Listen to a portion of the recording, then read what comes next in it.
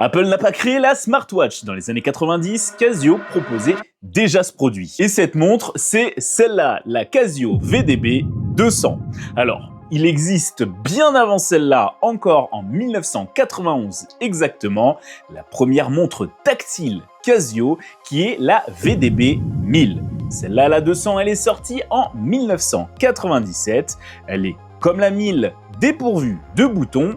Elle est tactile et elle a des fonctionnalités qu'on retrouve encore maintenant dans nos montres connectées.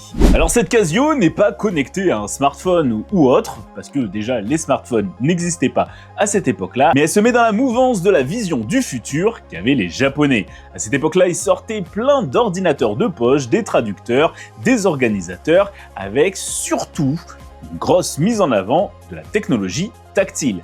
Encore là, c'est pas la même technologie tactile que l'on a maintenant.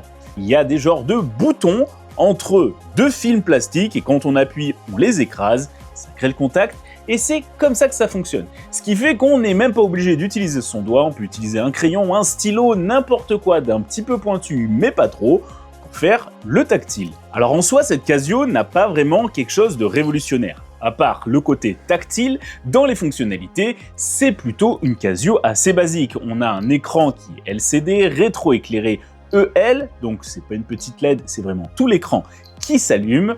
On a aussi des fonctions de 5 alarmes, chronomètre, timer. Il y a plusieurs menus pour enregistrer des informations, que ce soit des numéros de téléphone ou même un planning pour organiser sa journée. Et c'est en ça que cette montre était destinée. En tout cas, moi j'adore son look très vintage, rétro-futuriste. Vraiment, je trouve que c'est parfait.